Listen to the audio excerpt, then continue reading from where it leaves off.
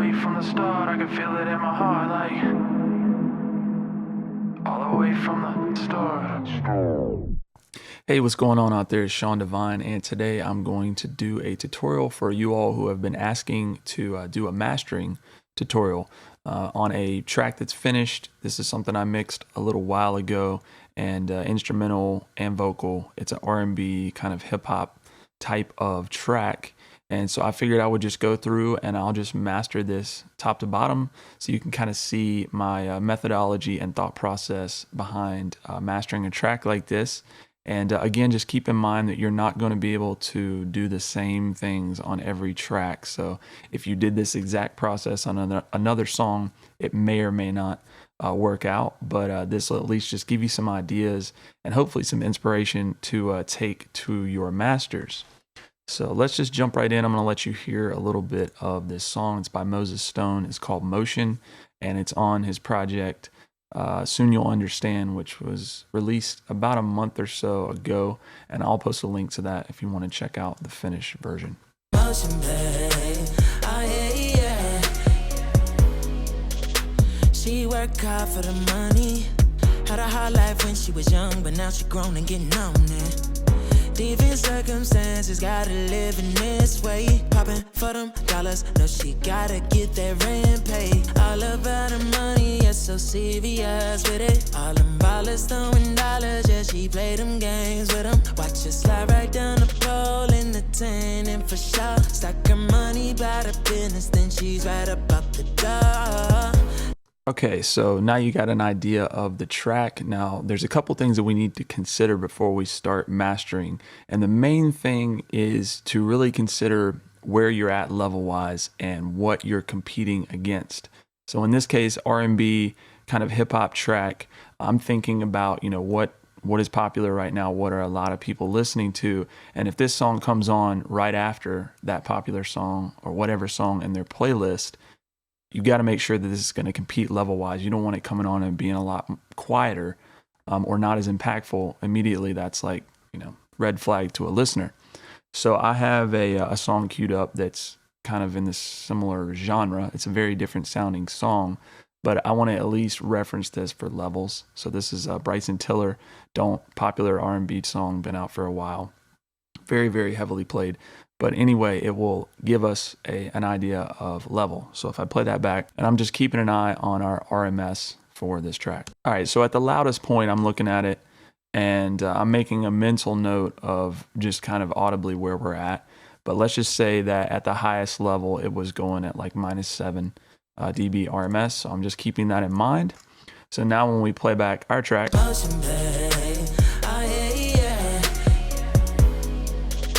she worked hard for the money. Had a hard life when she was young, but now she grown and get a lot quieter. You can hear, and then just looking at the levels, we're at like -16 RMS. So we're already, almost 10 dB quieter, which is fine. This is just the mixed version. If you're quieter in this stage, that's normal, and you probably should have a little bit of headroom. I mean, people will tell you different things about this. Should you go ahead and just maximize everything in the mix? I do it this way a lot, but if you're not comfortable in terms of like getting it to this mastered point, I would leave some headroom so that someone who knows what they're doing can mess with it. Or if you want to do it later, that's the way that we'll do it, is give us some headroom to work with. So already we know we've got a little bit of level to compensate for. But before we get to that, again, we're just making a mental note because that's one of the most important aspects of mastering. But we've got some other things we need to take care of first. I want to do just some initial kind of EQ, just some doctoring before we start, doing any kind of like dynamic processing or spatial stuff. So let's go ahead and open an EQ. And again, as I've said in my other tutorials, you don't need the exact plugins that I have. A lot of them do the same things. They're just different workflows and whatever inspires you. But anyway, this is Pro Q. And what we're going to do is just kind of see, first of all, I want to look at it and just kind of check out what's going on with the track. So let's just play it back and watch this. And we can make this a little larger.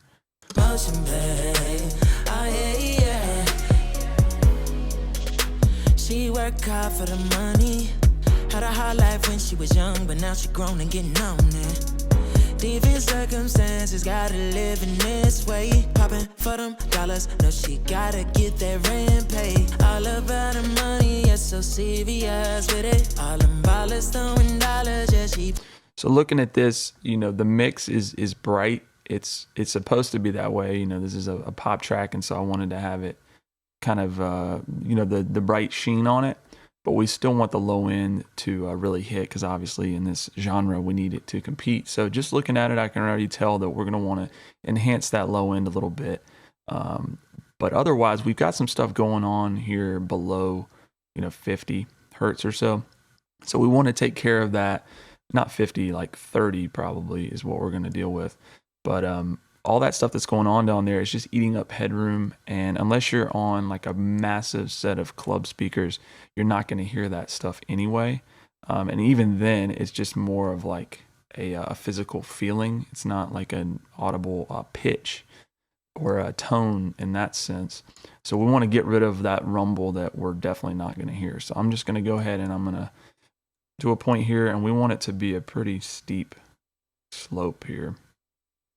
So let's just see where that is. That's at like 23. So let's just say at 30, we're going to start sloping pretty extreme. Okay.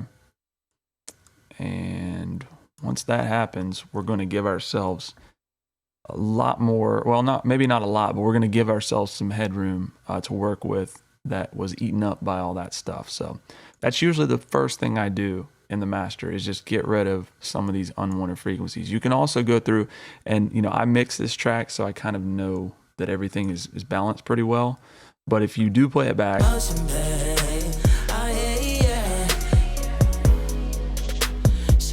and for instance, like if it was really harsh in the high end, we could do the same thing. I mean, we could just start rolling off some stuff at like the extreme high.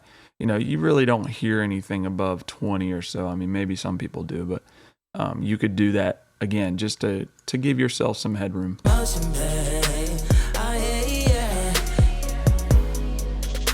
She worked hard for the money. Had a hard life when she was young, but now. So let's just say we did that. And granted, there's no like mids or anything that we need to tame or cut. We're okay there. So we're not going to do any of that for this song. But the next thing we want to do is I will usually check mono just to make sure that I don't have any issues. So let's just throw our gain plugin on here, and you really want to check mono because it gives you a better sense of levels. I did this in the mix, so I know that there's not going to be anything really surprising about this.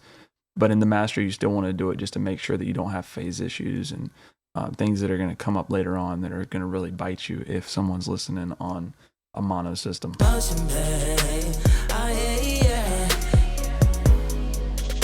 She worked hard for the money. Had a hard life when she was young, but now she grown and getting on it. Different circumstances. So everything's cool there. Nothing throwing me off with that. So we're good in terms of our phase. So now what I want to do is I want to enhance the stereo field. We want to give it a wider sound. We want to make it a little bit more exciting. The things that are pan, we want them to be as wide as possible. And this is something where we're probably going to want to have our mono again while we're doing this to make sure that we don't mess anything up or put stuff out of phase by doing this. So what we want to do is I want to go and I'm going to use, let's do Vitamin. I really like this plugin. It's by Waves. It's good for this type of thing in terms of doing like stereo spreads for different frequencies. Really cool. So let's just listen.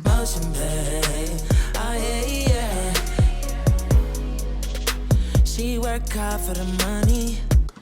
So the low stuff, this is why I really like this plugin, because you can control it by your frequency band. So let's just say we want to go to like 120.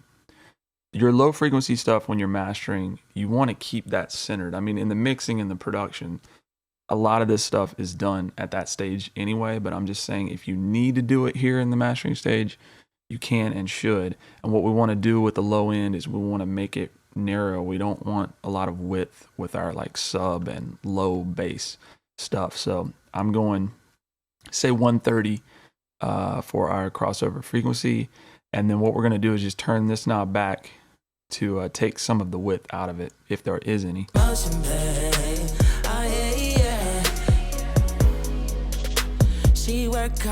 So it sounds like it's already pretty well centered, but just in case, we'll go ahead and do that.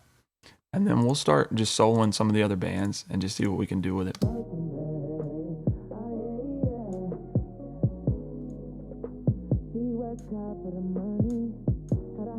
When she was young, but now she grown and getting on it. Different circumstances, gotta live in this way. Popping for them dollars, no she got. You got to be really careful with this too, especially with vocals, because you don't want your vocal to get too wide.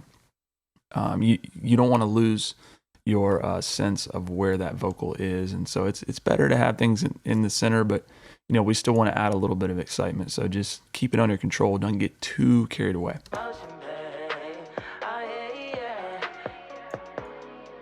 So that's subtle, but I think that's cool.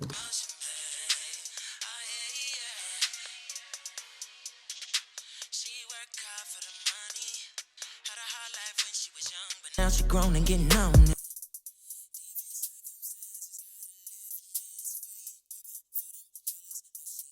So if you don't have headphones on right now, it may be tough to hear what I'm doing exactly. Or if you're not on, speakers with good spatial kinds of representation or imaging, then it may be tough, but it's subtle, but it's definitely adding some width and making it more exciting. Let me just bypass that so you can hear what we did.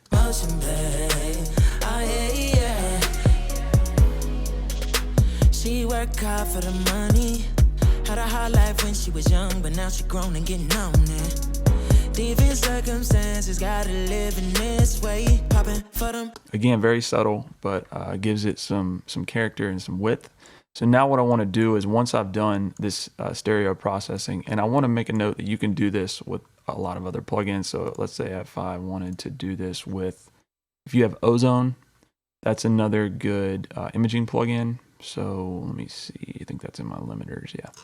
So if we open Ozone, you can do this same sort of thing. It has a little bit different sound to it, but again, just go to the imaging section and you can control things by band again, and then you've got your width controls, same sort of thing. You've also got a harmonic exciter, which is doing a lot of the same things that these controls here. We didn't use these because I don't want to mess with any kind of like saturation or exciting in this, but you could, and this will do a similar thing to what Vitamin does.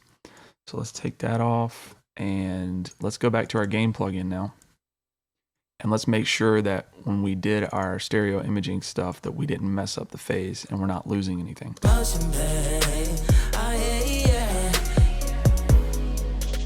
She worked hard for the money, had a hard life when she was young, but now she grown and getting on it. Different circumstances, gotta live in this way. Popping for them dollars, no she got it. Okay, so obviously the stereo sounds a lot more exciting, but we're not losing anything when we go to the mono. So that is good. So we can go ahead and get rid of that. We're okay on our mono and stereo. Now, with this, what I want to do, let me just listen here.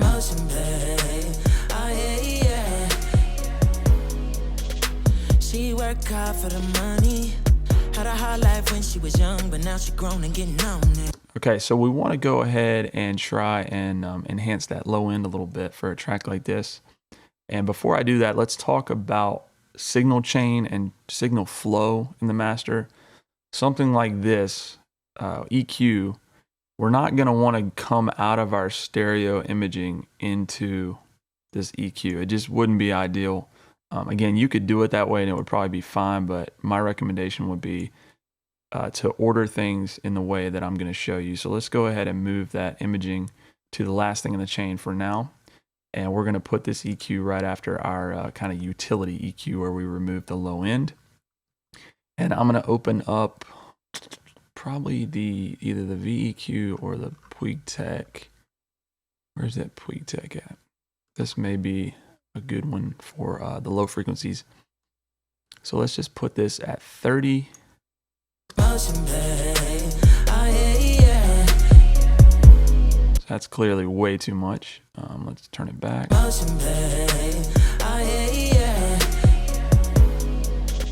She worked hard for the money. Had a hard life when she was young, but now she grown and getting on it. Different circumstances, gotta live in this way. Popping for them dollars, no she.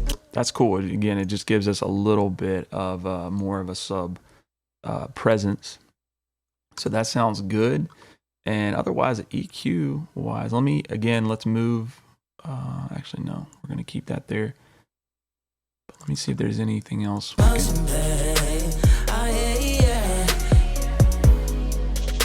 She worked hard for the money. Everything's sounding pretty cool there. Again, y'all, there's something that could be done, or there would be a lot to be done if I didn't feel like the mix was balanced well. I would do some EQing and some brightening and things like that. But if you've got a good mix, a lot of mastering is just not messing that up. That's why I'm not doing a whole lot of things, but we're focusing and doing very specific tasks in a way that is not going to subtract from the mix. So now let's go ahead and get to the really important stuff, which is going to be our master limiter. So this is where people really mess up mastering, and this is like a key process to get things commercially where we need to be. So let me just go back and reference again what we talked about earlier about the Bryson Tiller track, making sure we were level-wise going to be there. Referencing that's where I know we got to get to. So just hearing that and hearing how loud we're going to need to be, you're going to want to try some different master limiters. I'm going to start with the Fab filter and just see how that works out. Now I'm going to put vitamin last in the chain. But let's see. Let's open up Fab filter now. And I have a preset, and I'll show you what my settings are. So open up this advanced. The style, a lot of master limiters have these different styles. I want it to be transparent. I don't want it messing with our transients, because I did a lot of work on those in the mix. So we're going to leave that as transparent. Look ahead time. You can mess with this stuff and figure out what sounds best, but you're really just going to want to use your ears. But these are the settings that I've got on this. So that's all cool. Oversampling in Pro L, I usually will turn this to 4 times. You can look up and read about what that does right up there. Dither settings, we're at 24 bits, so that's fine. Now we're going to start adjusting the gain. Oh, one more thing. Turn the out down like just a little bit so that we're not going above 0.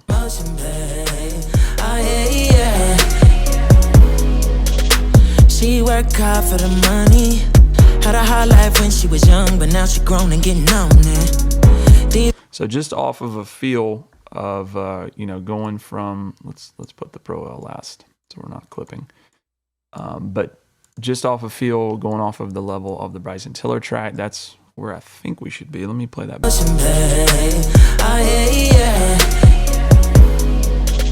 She worked hard for the money. Pretty close. The one thing though is, as I'm listening, just the way that the Pro L is reacting to this, the transients of the kick and the bass are really heavy on this. So for these types of tracks, you're going to have to be really careful about the master limiter that you use.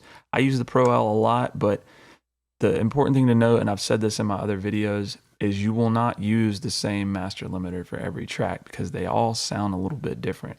But just to show you an example, like if I go to the L2 and we do a similar boost to the level.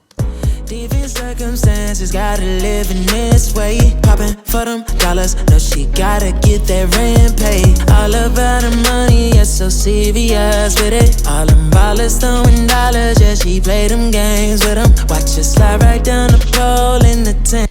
That actually sounds pretty good. You could hear it treated the transients a lot better on this one. It sounds pretty clean. But let me try one more just for example purposes. Let's go to Ozone and let's listen to how that one reacts.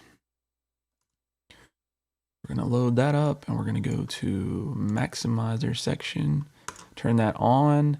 Now, different modes in Ozone. I personally prefer IRC3. I know in the new Ozone they've got, I think maybe I4 or something, a couple of different ones. But for this, I like IRC3. It's pretty clean sounding. Let's just turn that on. Let me turn this. Different circumstances, gotta live in this way. Popping for them dollars, no, she gotta get that rent paid. All about the money, yeah, so serious with it. All them ballers throwing dollars, yeah, she play. So we're right at, I'm pulling this up again just to look at the RMS level. So we're right at like -7 dB, which is where we want it to be. Referencing that, it's a little bit louder. That one's distorting pretty bad too, the Bryson Tiller. It sounds good, but just to tell you again, you know, distortion is not always a terrible thing.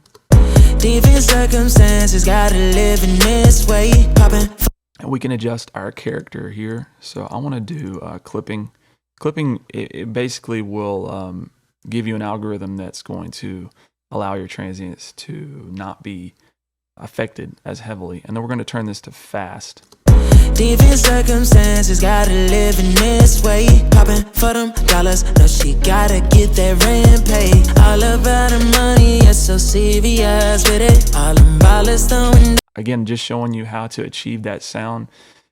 As I'm pulling this up, you're probably going, well, I don't have that same panel. If you want to reference your RMS levels, just put you a meter on here. Let's go to, let me see where that is. Logic. Okay, metering. So if you go to level meter, and you can, you know, any DAW that you have is going to have something like this, but just turn it to RMS.